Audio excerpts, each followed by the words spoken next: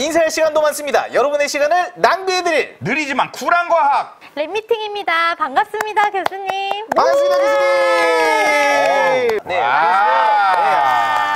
네, 오늘 모신 스페셜 랩장님 전소영 SBS 기상캐스터 지금 이제 나이트라인에서 하고 네, 계시죠? 맞습니다. 네, 이렇게 지상파에서 네, 지금도 이제 날씨를 알려드리고 계시는 전소영 기상캐스터님을 네. 오늘 소나기 랩장님으로 모셔서 너무 기쁩니다. 감사합니다. 네. 초대해주셔서. 기상캐스터가 어떤 일을 하는 건지 좀 소개를 해주시면 좋을 것 같아요. 일단 네. 제가 생각했을 때는 일반 시청자분들은 편견이 되게 많으신 것 같아요. 기상청에서 나오는 정보를 그냥 그대로 읽는다.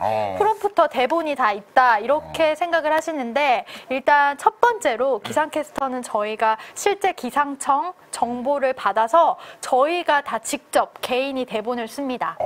두 번째 편견이 네. 앞에 뭐 프롬프터나 뭐 대본이 있다 이런 편견인데 SBS, KBS, MBC 3사는 다 외워서 방송을 합니다. 지금은 서귀포 남동쪽 약 540km 부근 해상까지 올라와 있고요. 이후로는 뭐 경남 내륙에 상륙하니까 계속 그 시시각각 바뀌는 정보를 계속 순간순간 다 외워서 그 기상캐스터 방송을 할 때 옆에 나오는 그래픽도 다 저희가 만들어요. 진짜요? 네, 저희가 종이에다가 기획을? 그러니까 콘티 같은 걸? 콘티를, 그러니까 뭐 콘티나 그 한반도 지도에 칼라로 다 색연필로 색연필로 다 색칠을 해서 CG팀에 넘기면 그거를 이제 CG 해주는 친구가 실제 그래픽으로 만들어주는 거예요. 지금 그걸 매일매일 하시는 거예요? 매일매일 이제 출근해서 하고 있습니다. 보통 일이 아니구나. 네. 날씨 일단 뭘까요? 날씨 정의. 뭔가 이 하늘이 변화하는 거. 하늘만 변할까요? 아니죠. 땅도 변하고, 땅도 변하고 바다도 변하고. 바다도 변하고 그날 비, 구름, 바람, 기온, 파도 따위가 나타내는 기상 상태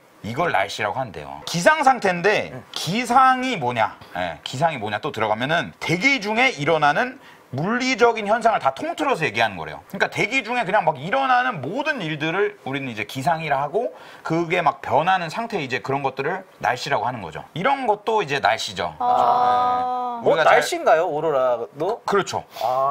우리 지금 날씨 말고 다른 엄청 멀리서 벌어지는 날씨도 우리에게 영향을 주고 있죠. 바로 태양의 날씨, 화성의 날씨. 막 태양풍 막 이런 거 있잖아요. 태양풍 이런 거 있잖아요. 네. 저런 태양의 활동이라던가 이런 게 우리에게 실제로 영향을 주기도 하죠.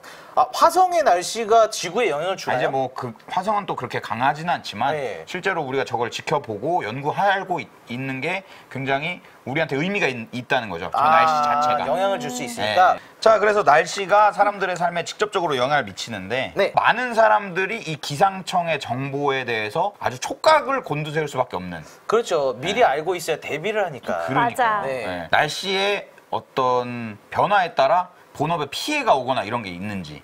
완전요. 엄청 추웠을 때 제가 새벽에 맨날 3시에 일어나서 여의도역에서 나가서 한파특보 추운 그거를 날. 막 영하 막 체감 온도가 막 영하 10도, 20도 막 그런 게 떨어질 때 있겠네. 막 야외 나갔던 기억이 있고 제가 막 오돌오돌 떨면 시청자분들이 그렇게 나가지 않아도 저만 나오면 얼마나 추운지 알겠다고 그래서 막 추위 전문 캐스터로 유명했었어요. 자, 그래서 여러분들이 가장 궁금한 내용 기상청 예보가 왜 이렇게 틀릴까? 야, 이거 좀 예민한 문제 아닙니까? 그러니까 1994년에 기상청 체육대회 날에 비가 왔다는 진짜 있었던 일이야, 저게? 네, 실제로 있었는데 네. 이게 94년이니까 사실 한 25년 전이죠. 25년 전에. 그때는 아무래도 관측 기술이 좀 달랐고 그래서 그 이후에 봤더니 못 찾았습니다. 저는 하나 사실 사례를 알고 있어요. 뭐죠? 뭐요? 저는 어떤 유튜브에서 기자분들이 하시는 유튜브인데 거기에 이제 기상청 직원이 직접 출연을 하신 거예요. 어머. 직접 출연하셔서 비 올 뻔 한 적이 실제로 있다고 자기 있을 때. 근데 다행히 아침에 10시에 뭐 행사가 시작인데 그 전에 겨우 끝쳐가지고 예측했다. 넘겼다고. 네. 사실 예측이 쉽진 않으니까. 네. 부장님 모시고 체육대회 하는데 일부러 비 오는 날 고른 거 아닐까요? 그리고 기상청이 세계 기상의 날에 우산을 만들었는데요. 날씨 맞추기가 너무 힘듭니다라는 멘트를 귀엽다. 예, 박아가지고 이제 우산을 출시하셨다고. 그리고 그거에 대한 뉴스가 많이 나왔죠. 기상청 못 믿겠다. 다른 나라 거 쓰겠다. 기상청 못 맞힌다. 뭐 이런 얘기들. 예. 일단은 사실 틀리는 건 어떻게 보면 사실이고 그래서 사람들이 요즘에 이걸 많이 쓴대요. 다음 장 주시면은 뭐 체코랑 노르웨이 거의 앱과 이런 걸 많이 쓴다고 하시더라고요. 저도 노르웨이 들었던 것 같아요. 자, 다음 장을 주시면 왜 틀릴까를 보기 위해 기상을 어떻게 예측하는지 그 과정을 먼저 보고 여기서 어떤 게 문제인지 한번 하나씩 뜯어볼까 합니다. 먼저 네. 1번부터 가시죠. 일단 관측 데이터 수집. 날씨가 아까 말씀드렸죠. 대기 중에 일어나는 물리적인 현상을 통틀어서. 근데 마치 국민투표로 따지면 출구조사란 말이야. 그쵸? 그렇죠. 다 보는 게 아니잖아요. 지금 뭐 경제적인 이유든 어떤 인력적인 이유든 굉장히 어떻게 보면은 한정적인 구간에 효율적인 구간에 샘플링을 하는 건데 네. 물론 이제 저렇게 관측하는 장치라던가 그 위치를 선정하는 것들이 굉장히 시대가 지남에 따라 발전을 했지만 여전히 풀 데이터 샘플링은 아니라는 거죠. 그렇죠. 이거 왜냐면 바다가 3분의 2거든, 지구는. 그렇죠. 맞아. 네. 그거 어떻게 태평양 한가운데 몇 개를 어떻게 설치하겠어요? 맞아, 맞아. 네. 그래도 예. 우리나라가 굉장히 발전된 나라인데 비해서 어떻게 보면 땅이 좀 좁은 편이잖아요. 그쵸. 그래서 미국이나 일본보다 훨씬 촘촘하게 데이터 샘플링을 하고 있습니다. 13km 간격으로 돼 있고 한 600여 개인데 이게 일본이나 미국의 밀도보다 훨씬 높은 훨씬 아니고 높은. 높은. 근데 13km 간격이면 진짜 촘촘하다. 그렇죠. 네. 진짜 촘촘하죠. 어떻게 보면 이제 서울 안에서도 여러 개가 있다는 그렇죠. 거죠. 네. 네. 거기서 이제 데이터 샘플링 하는 게 뭐 10개 이상 기온, 강수, 기압, 습도, 바람 뭐 이런 여러 가지를 또 샘플링 하죠. 자, 그래서 관측 데이터 수집하는 게 어떻게 보면 아까 말씀드렸듯이 13km 꽤 멀잖아요. 아, 그렇죠. 하지만 이게 다가 아니죠. 레이더로 이렇게 또 수집을 이 하죠. 레이더. 네.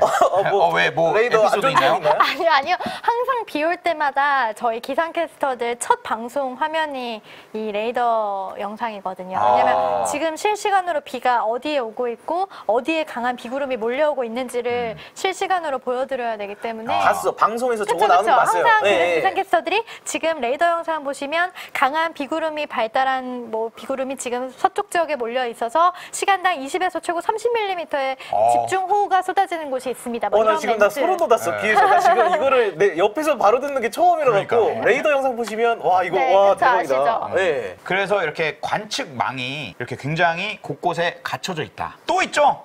인공위성, 네. 천리안 위성 2A, 2B 호흡이 있죠. 이게 하나씩 2018년 12월 그리고 올해 2월에 발사돼가지고 위성으로 측정을 했죠. 할 수 있죠. 아까 이것저것 관측을 많이 한다 했잖아요. 네, 근데 우리가 보통 태풍이 오면은 어디서 오죠? 남쪽에서. 남쪽에서 오죠. 네. 근데 이제 그런 것도 데이터를 다 알잖아요, 우리가. 아, 그렇죠. 예보를 할 때. 네. 우리나라에서 벌어지는 그 기상 현상과 해외에서 벌어지는 현상들이 다 커뮤니케이션이 돼가지고 그걸 전반적으로 예보에 쓴다. 아, 전 세계가 어떻게 보면 이제 데이터를 공유를 하고 있는 네, 거구나. 그렇죠. 뭐 네. 데이터를 사기도 하고 그런다고 하더라고요. 네. 네, 그리고 옛날에 우리가 천리안이 없었을 때 2010년에 1호가 발사됐는데 그 전에는 다른 나라의 인공위성 사진을 짜깁기해서 쓰기도 했대요. 어떻게 보면 일단은 관측 수집단 확인했습니다. 네. 그다음 이제 계산 모델링 여기인데 모델링을 하면은 걔네들은 컴퓨터가 계산을 하잖아요. 슈퍼컴퓨터구나. 네. 응. 그래서 이 계산을 하는데 이 계산을 하는 방법이 모델링이죠, 사실. 그렇죠. 네. 아까 있는 그 수많은 변수들을 가지고 컴퓨터한테 일을 줘야 되잖아요, 한마디로. 네. 근데 일을 이제 사람이 주는데 어떻게 일을 줄 거냐. 이걸 짜는 거죠. 일단은 지구를 겁나 쪼갠 거야, 한마디로. 바둑판처럼 그렇죠. 다 쪼개놓은 거구나. 근데 높이도 쪼갠 거야. X, Y 말고 Z도. 3차원을 다 쪼갠 거네요. 그렇죠. 그러니까 사실 어떻게 보면- 날씨는 2차원이 아니잖아요. 날씨는 하늘도 다 측정해야 되잖아요. 태풍 같은 그렇죠, 거. 그렇죠. 볼 때. 예. 네. 그래서 우리가 측정해야 될 게 생각보다 굉장히 많아요. 이제 날씨 모델링이라는 게 뭐가 요인을 많이 미칠지, 뭐가 적게 미칠지, 여기에 어떤 식을 대입할지를 어느 정도 해놓은 거죠. 예를 하나 또 가졌습니다. 다음 장 주시죠. 이제 월드컵이 2022년에 카타르에서 열리잖아요. 저기서 4강에 오를 4팀을 고른다면 어떤 기준으로 고르시겠어요? 그 지금까지 과거에 많이 우승했었던 독일, 뭐 브라질, 프랑스 그리고 대한민국은 서비스로. 우승국을 예측하라고 했는데 네. 서비스라는 새로운 모델링 기법을 이래서 분석에 문제가 있다. 주관이 왜요? 들어가 있지. 이만큼 모델링은 중요하다. 주관이, 근데 국기를 보면 아시겠지만 이게 2002년 월드컵 조편성입니다. 이걸 보고 4강을 맞추시오 했다면은 전 세계에 맞출 사람이 몇 명이나 있었을까요? 그렇죠. 이때가 대한민국이 4강에 갔죠.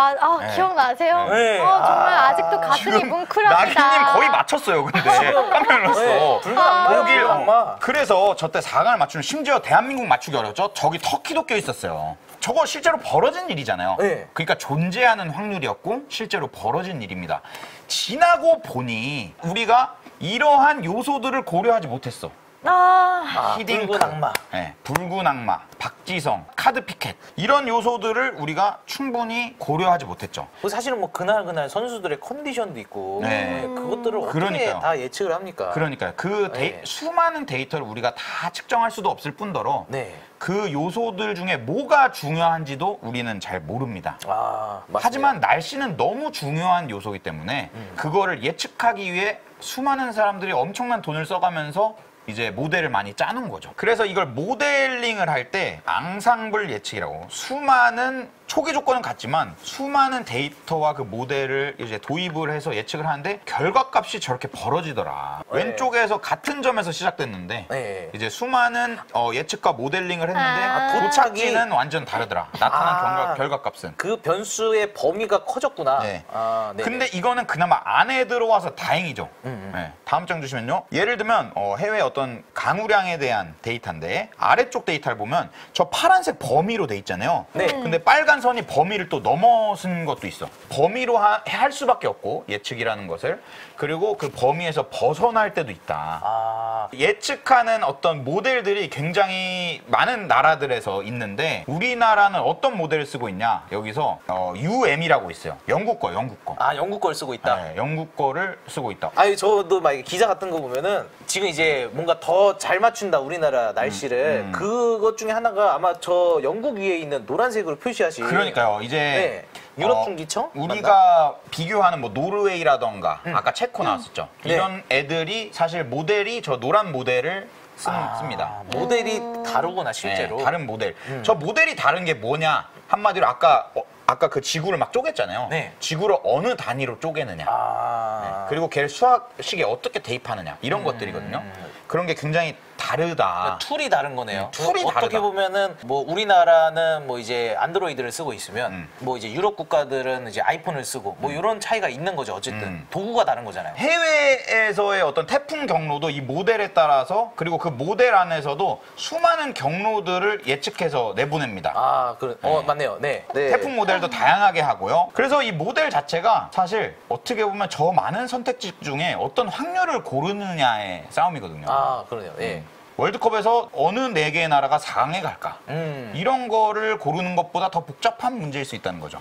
그렇죠. 이 전지구가 변수인데 사실은. 그러니까요. 사실 여태까지 말씀드리는 내용이 어떻게 보면 날씨 예측은 확률적인 일이고 무언가 한 선택을 하기 굉장히 어려울 수 있다. 이런 분이 계세요. 에드워드 로렌츠라는 분이 이제 MIT 박사까지 하시고 이제 기상 관측관이셨어요. 컴퓨터를 이용해서 데이터를 관측하는데 저기에 이제 컴퓨터를 입력해서 프린팅 돼서 나오는 값이 있는데 그 0.뭐뭐뭐뭐뭐 6자리였어요. 0.406-213이라고 써 있어요. 근데 네. 나오는 자릿수는 네. 세 자릿수인 거야. 0.406까지만 나오는 거야. 예를 들면. 그래서 그 값으로 뭘 입력했는데 풀로 입력할 때랑 완전히 다른 값이 나오는 거야. 406-213 소수점 6자리까지 썼을 때랑 네. 3자리까지 그냥 반올림해서 썼을 때랑 완전히 다른 값이 나온다. 맞습니다. 기상을 예보하려고 저 컴퓨터를 썼는데 그런 일이 발생한 거예요. 저거 최신 컴퓨터였는데 이거를 어떻게 수학적으로 좀 표현을 해보자 해서 논문을 썼습니다. 설마 논문 나오는 거 아니죠? 이런 오른쪽 저 그림 느낌만 보세요. 엉망진창이네 네, 진짜. 저 그림 느낌만 보시면 팔자 막 돼 있고 맞아요. 막 이렇게 그림이 심오하죠. 사실 저게 구글에 카오스 이론을 치시면 저런 그림이 많이 나와요. 아 근데 이쁘다 근데 네. 색깔이. 나비 같네. 네, 진짜 나비 나비 같죠. 같아. 네. 사실 저 카오스 이론이 저 기상 관측 저 현상에서 저 데이터를 모델링하다가 나온 겁니다. 근데 카오스가 혼돈이잖아요. 혼돈. 맞아. 그렇죠. 혼돈의 카오스. 어. 한마디로 혼돈의 카오스가 초기 조건이 아예 같더라도 그 모델링과 조금만 변수가 달라져도 완전 막 아. 예측이 불가능한 혼돈의 카오스가 되는 거야. 같은 레시피라고 해도 약간 차이만 있으면 그렇죠. 요리가 완전히 달라진다. 네. 이게 바로 카오스 이론이군요. 네. 그래서 그 카오스 이론에서 또 나비 효과도 나온 거죠. 네, 나비 효과라고 하죠. 나비의 날갯짓이 뭐 지구 반대편에서는 토네이도를 만들어낼 수도 있다. 아, 그래서 나비 효과가 이래서 나온 거구나. 그렇죠. 근데 우리가 음. 나비의 날갯짓을 관측할 수 있습니까? 못하죠. 못하죠. 아까 뭐 13km마다 하나씩 있고. 그리고 그러네. 설사 관측한다 하더라도 여러분 날씨 예측 시계에 나비의 날갯짓을 넣으실 겁니까? 그래서 이렇게 관측, 모델링, 분석 이제 모델링까지 왔어요. 우리나라는 삼면이 바다고 산이 있어서 이제 인공지능 예측만으로는 힘들고 인간의 분석이 개입이 돼야 된다. 맞아. 예보가 우리나라가 네. 날씨 예측하기 어려운 이유가 그 삼면이 바다로 둘러싸여 있어서 네. 더 그렇다고 하더라고요. 맞습니다. 맞아요. 이 바다에는 관측소가 없어서 네. 그런 거죠. 네. 자, 그래서 이제 태풍 바비 예측을 했는데 여러 모델들이 있었어요. 사람들이 말하는 그 윈디와 노르웨이 모델보다 우리나라에서 사용하는 모델이 더 맞았습니다. 모델이 다를 뿐인 거죠. 날씨 예측이라는 게 사실 확률적인 게임이고 이 확률은 마치 주식과 월드컵 우승팀 맞추듯이 다른 관측 방법과 다른 모델로 할 수 있다. 애초에 이것을 맞춘다는 것 자체가 있을 수 없는 일이다. 아. 확률 게임이기 때문에. 그래서 다음 장 주시면은 우리에게 고맙게도 이 뉴미디어 세상과 이 수많은 데이터들이 오픈된 세상이 오면서 여러분이 모든 정보가 오픈돼 있습니다. 아, 그렇죠. 예. 그래서 제가 저는 스쿠버 다이빙 같은 거 갈 때 윈디를 꼭 체크한다 네. 했잖아요. 네. 왜 체크하냐? 모델이 다르기 때문에. 아. 예, 우리나라랑 다른 모델을 쓰기 때문에. 그리고 윈디는 편해요. 아, 편하다. 보기 편해요. 아, 약간 시각적으로 네, 좀 시각적으로 더 편하다. 그 UX라 하나요? 네, 네. 이게 편해가지고 우리나라 기상청도 전 보지만 뭐 급하다 할 때 그걸 빨리 들어가면은 네네. 좀 이렇게 시각적으로 잘 나타내죠. 아, 그렇죠. 눈에 보이긴 하니까 네. 이게 뭐 약간 구글어스처럼 눈에 바로 들어오니까. 그래서 네. 이 정확도에 대한 그 이슈보다도 아마 그런 것들 때문에 많은 분들이 이제 윈디를 찾지 않으실까. 아, 그렇죠. 어떻게 보면은 정답은 없지만 우리가 좀 이렇게 여러 가지 기상 예보들 그리고 자료들을 보면서 적어도 워스트 케이스랑 네. 베스트 케이스는 우리가 알 수 있겠다라는 건 이네요. 그러니까 뭔가 그 이 범위 안에서 무슨 일이 일어날 것 같다라는. 맞습니다. 여기서 끝입니다. 제일 행복해 보이세요. 네. 인사할 시간도 많습니다. 여러분의 시간을 낭비해드릴 느리지만 쿨한 과학. 랩미팅이었습니다. 감사합니다, 교수님. 감사합니다. 전소영 기사캐스터님도 감사합니다.